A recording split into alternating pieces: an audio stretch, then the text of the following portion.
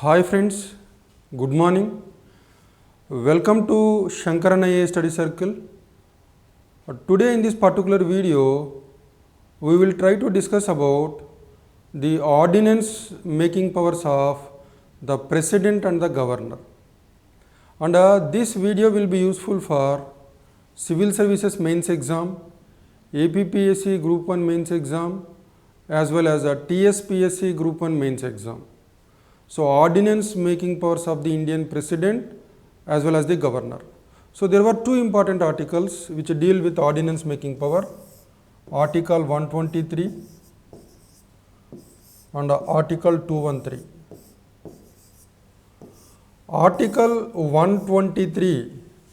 123 of the Indian Constitution deals with the ordinance making powers of the Indian President.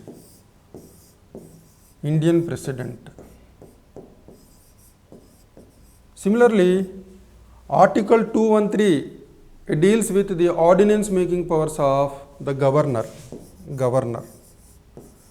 Remember,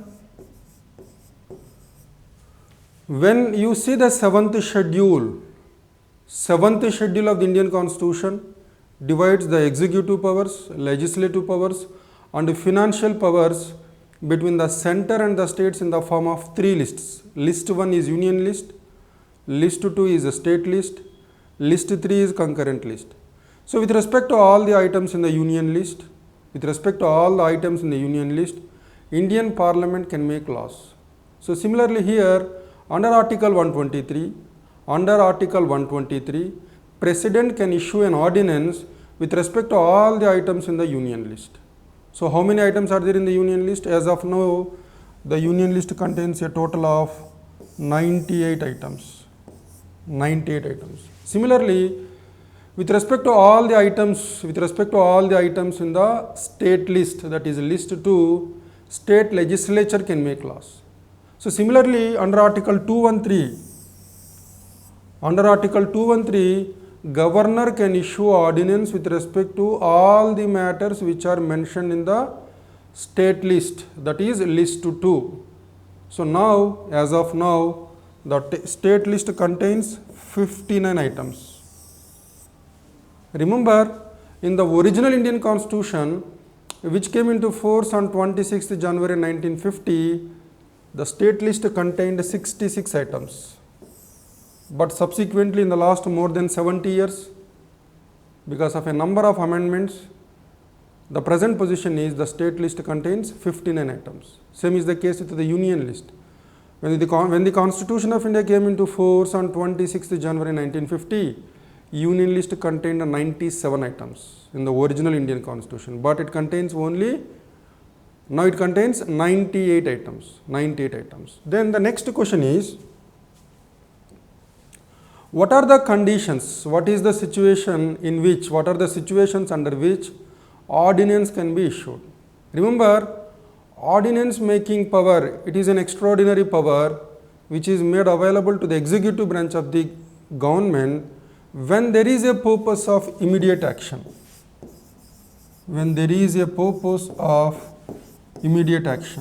In other words, when there is emergency.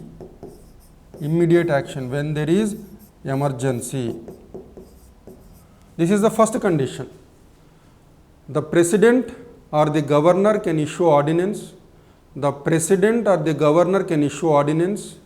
When there is emergency, when there is a purpose of immediate action. That's one condition.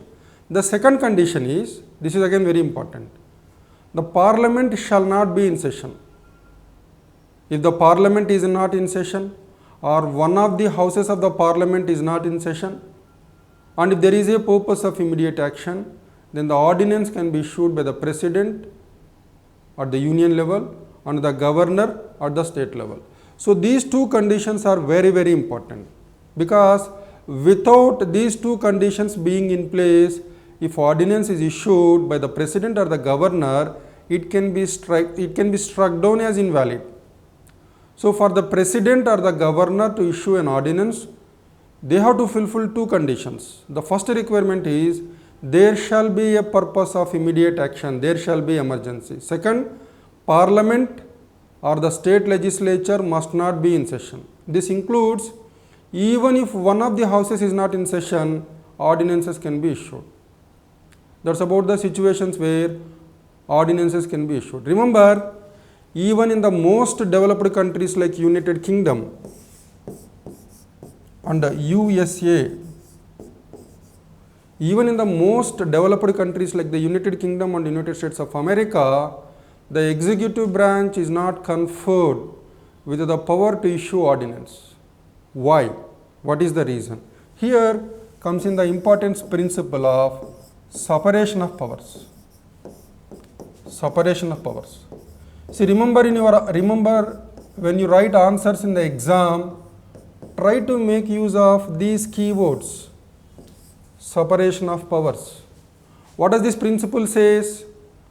This was a principle which was given by a French philosopher Montesquieu in his book Spirit of Laws. Spirit of Laws. This is well before the French Revolution. Montesquieu has written a book known by the name Spirit of Laws. In that book, he is discussing how the governments need to be constituted. So remember, by then, well before the French Revolution, France is being ruled by an autocratic dynasty called the Bourbon dynasty. Bourbon dynasty. Bourbon dynasty. Bourbon dynasty. So the French kings were autocratic, and at that time there were no three branches of the government like the executive, legislature and judiciary. All these three powers are combined in one institution, that is the monarch, king or the queen. He is the lawmaker, he is the law implementer, he is the law interpreter. And as a result, the liberties of the citizens are in danger. So in that backdrop, Montesquieu was making an argument for, in fact, two theories: theory of separation of powers and the theory of checks and balances. The theory of separation of powers says that all the powers of the government must be divided into three: executive powers, legislative powers and judicial powers. So legislative powers, that is lawmaking, shall be entrusted to the legislative branch. Law implementation, that is the executive powers, must be entrusted to the executive branch. Law interpretation, that is the judicial function, shall be entrusted to the judicial branch. So in other words, Montesquieu makes an argument that in all the modern governments, there shall be three branches: executive, legislature and judiciary. Legislature does lawmaking, executive does law implementation, judiciary does law interpretation. And remember, he also has given one more theory, the theory of checks and balances. It is not only necessary to divide the powers of the government among the three branches, it is also necessary that one branch of the government exercises control over the remaining branches of the government, so that none of the branches become extremely powerful and there is balance of power among the three branches of the government. So keep this in mind. So in India, the executive branch of the government is given the law-making power. See, ordinances are nothing but ordinances are nothing but temporary laws made by the executive branch. Remember, lawmaking, it is the sovereign function of the legislative branch. Lawmaking, it is the sovereign function of the legislative branch. So that means in India, it is the power of the parliament, it is the power of the state legislature to make laws. It is not the power of the executive. So that's why when the executive branch of the government does lawmaking in the form of ordinances, it has the effect of undermining the authority of the parliament and the authority of the state legislatures. So in other words, if the executive is given the power to make laws along with the legislative branch, the powers of the legislative branch will get curtailed. So it goes against the theory of separation of powers as explained by Montesquieu in his book The Spirit of Laws. That's the reason why even the mature democracies like Britain, that is the United Kingdom, and the United States of America, in these countries, the executive is not conferred the powers of lawmaking purely because it goes against the theory of separation of powers. So the theory of separation of powers is strictly protected in these democracies. But why the executive was given lawmaking power in India? Here there are reasons. We had Government of India Act 1935. So before India got independence on 15th August 1947, India was ruled by a series of laws enacted by the British Parliament. And the biggest and the most important law made by the British Parliament to govern India was Government of India Act 1935. So Government of India Act 1935 had a provision then wherein the then Governor General of India was given the power to issue an ordinance when the legislature is not in session. So this is being carried forward even to the present Constitution of India. And remember, especially when you see the Constituent Assembly debates, relating to this power of ordinance making, many members of the Constituent Assembly, they were against giving this power to the executive branch, and they said the maximum period for which an ordinance shall be in force shall not exceed 1 month, and within this period the legislature shall be convened. And now re-promulgation of ordinances has become an order of the day. So an ordinance which is promulgated is again repeatedly promulgated without going before the parliament or the state legislature, thereby undermining the authority of the legislative branch. So keeping this in mind, if you see the Constituent Assembly debates on this particular issue, Dr. B.R. Ambedkar felt that ordinance making power shall be given to the executive branch because it is necessary. Why is it necessary? When there is a purpose of immediate action, when there is emergency, and when the parliament or the state legislature is not in session, to deal with emergency and to prevent constitutional vacuum, this power is necessary. This is the argument which Dr. B.R. Ambedkar had given. But when this is being debated in the Constituent Assembly, no member of the Constituent Assembly ever had imagined that there will be re-promulgation of ordinances.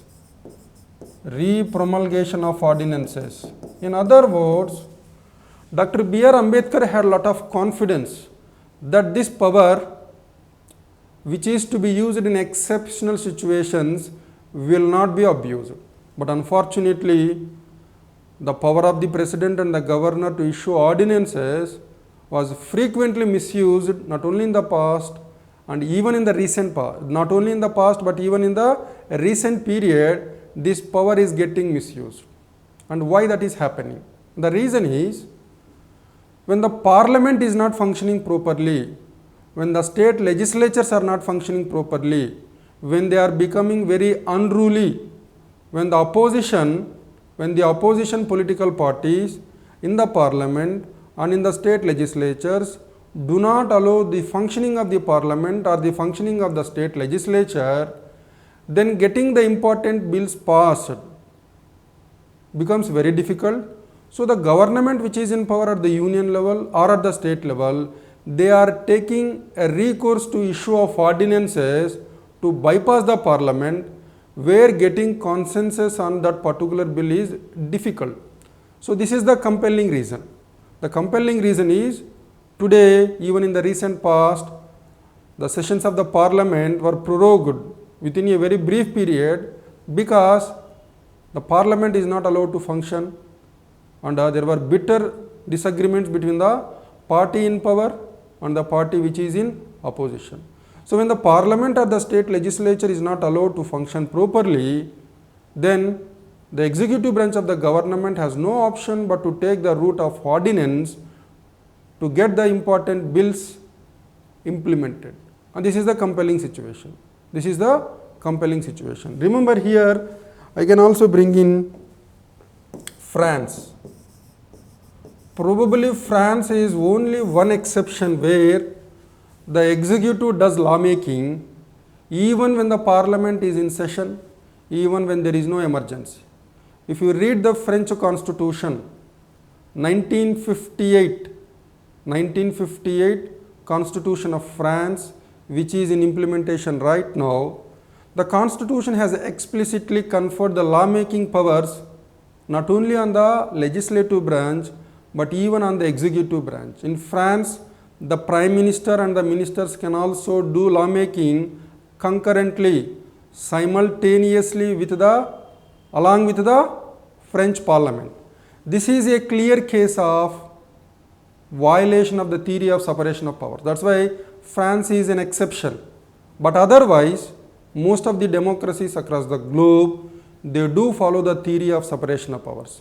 Even India, despite being a parliamentary democracy where there is a fusion of executive and legislative branches, we do follow the theory of separation of powers. And in fact, in several judgments, the Supreme Court held that the theory of separation of powers is a basic feature of the Indian Constitution and it cannot be taken away by any amendment to the Constitution under Article 368. Then further, the next question is, under Article 123, under Article 213, the President or the Governor can issue ordinance. True. But is it a discretionary power?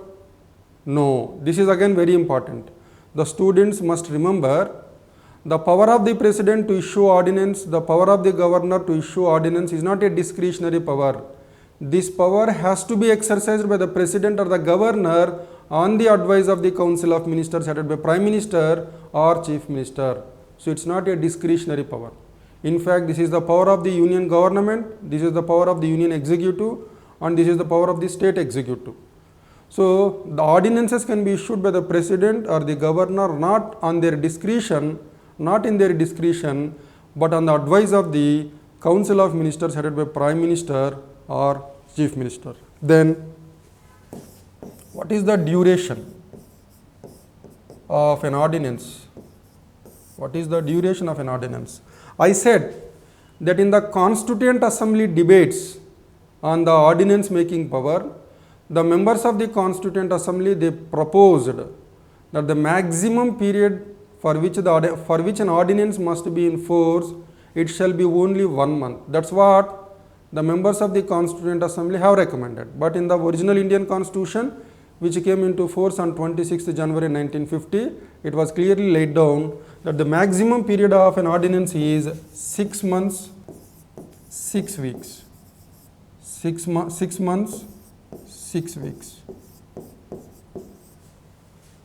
So, whatever ordinance which the President or the Governor issues, when the Parliament is not in session, when the state legislature is not in session, and when there is emergency, such an ordinance will have a maximum operation period of 6 months, 6 weeks.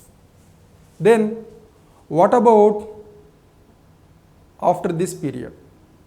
See, if the Parliament convenes, then within 6 weeks,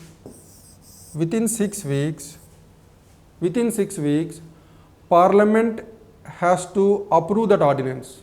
Once it is approved, it becomes a law. Otherwise, it will lapse. So, as soon as the Parliament reassembles within 6 months, it must take an action whether it is in the favor or against. So, if the Parliament, both houses of the Parliament, give approval to the ordinance which is promulgated, then that ordinance will become a law. If the Parliament doesn't take any action, within 6 weeks of its reassembly, it gets lapsed. It will end. That is the consequence. In addition to this, usually when the Parliament reassembles, usually it introduces a bill explaining the situations or the circumstances under which that particular ordinance is promulgated, and then subsequently it will be taken up for discussion, debate and approval in both the houses of the parliament. In addition to this, we had one article, Article 13 clause 2. What does this article says? A law made by the Indian Parliament shall not be in conflict with the fundamental rights.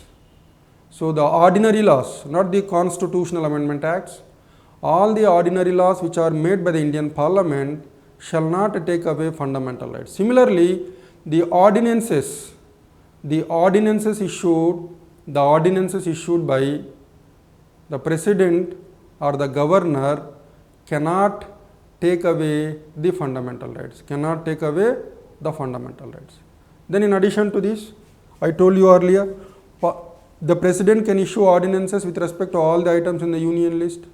Similarly, the Governor can issue ordinances with respect to all the items in the state list. But again, we had two important amendments. 38th Constitutional Amendment Act and then 44th Constitutional Amendment Act. So this amendment, 38th amendment was done when Mrs. Indira Gandhi was the Prime Minister. 44th amendment was done when Janata Party was in power. So this 38th amendment, what it has said is, while issuing an ordinance, whether conditions exist or not, with respect to this, the satisfaction of the President is final and it cannot be questioned in any court of law. So what does this mean? 38th amendment has brought changes in Article 123. What are the changes? Whether situations exist or not for issuing an ordinance, it depends upon the satisfaction of the President, and this cannot be questioned in any court of law. So this means the power of judicial review is taken away. Which means the High Court or the Supreme Courts cannot intervene when it comes to the issue of ordinances. But this was changed through 44th amendment. So for example, when there is emergency or not, this cannot be inquired into by courts as per 38th amendment. But 44th amendment has deleted this provision. Which means the issue of an ordinance by the President or the Governor is subjected to judicial review. The courts can see when there is an emergency, when there is a purpose of immediate action or not. So what are the situations under which the ordinances were issued and whether these situations are bona fide or mala fide. Bona fide means with a good intent the ordinances were issued, or with a mala fide intent. Mala fide means with a bad faith. So if the government which is in power is having a difficulty in getting consensus with respect to that bill in the parliament, it can conveniently bypass the parliament by proroguing it and then can take the route of ordinance. If that is done, then that is with a mala fide intention, and this can be verified by the courts. And then we will discuss about the cases. So the important cases with respect to the power to issue an ordinance by the President or the Governor. We have 4 cases. A.K. Roy versus Union of India. This was in 1970. Then R.C. Cooper versus Union of India. This was in 1980. D.C. Wadhwa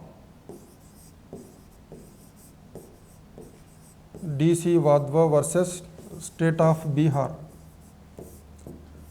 D.C. Wadhwa versus State of Bihar. This was in 1987. Then finally,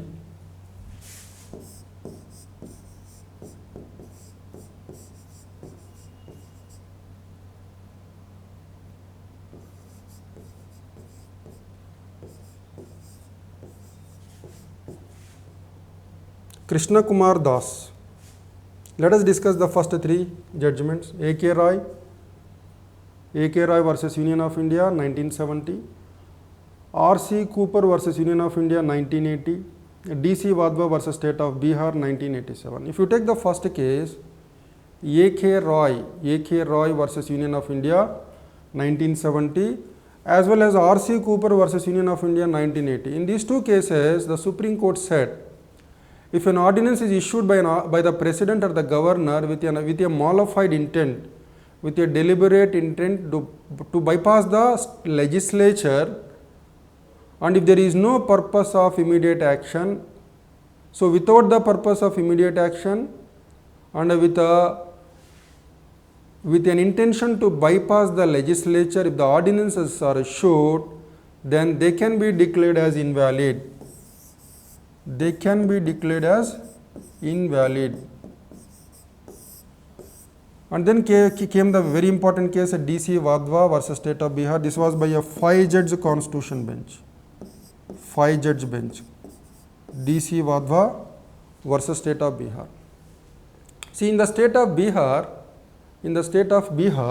this is very important, 256 ordinances were issued.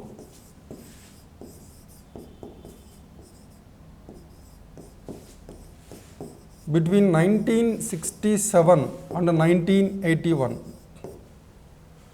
In the state of Bihar, between 1967 and 1981, 256 ordinances were issued, and they had the periods of implementation ranging from 1 to 14 years. 1 to 14 years. So, in the state of Bihar, between 1967 and 1981, a number of ordinances were repeatedly promulgated without taking them before the concerned state legislature, that means bypassing the concerned state legislature.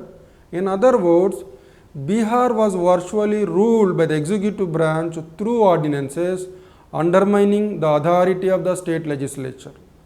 So, in this case, the Supreme Court said, re-promulgation of ordinances again and again without going before the Parliament or the state legislature is a fraud on the Indian Constitution.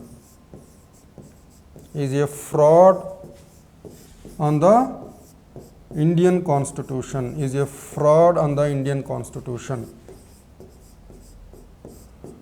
And such ordinances are liable to be struck down. And such ordinances are liable to be struck down. Remember, as I told you earlier, even the mature democracies like the United Kingdom and the United States of America, they do not confer the power to issue ordinances or the power to do lawmaking on the executive branch, because the theory of separation of powers is strictly guarded, protected in these countries. But in India, this power is conferred on the executive branch, but there are conditions. There shall be emergency and the Parliament shall not be in session. So, the power to issue an ordinance is an exceptional power, and it shall be used only when the Parliament is not in session, when the state legislature is not in session.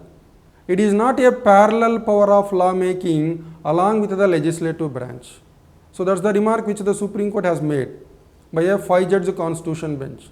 So, the power of the President and the power of the Governor to issue ordinance, it is with respect to certain exceptional situations, and when this power is used, it shall not be used as a substitute. It shall not be used as a substitute to the power of the Parliament or power of the state legislature. In other words, when India is governed through ordinances, through repeated promulgation, that will amount to undermining the authority of the Parliament or the authority of the state legislature. This is not permitted by the Indian Constitution. Only when the legislature is not in session and when there is emergency, the executive branch can issue ordinances, but otherwise it cannot do so. So, if issuance of ordinance is used in such a way that it will undermine the authority of the Parliament or the state legislature, then it is constitutionally invalid.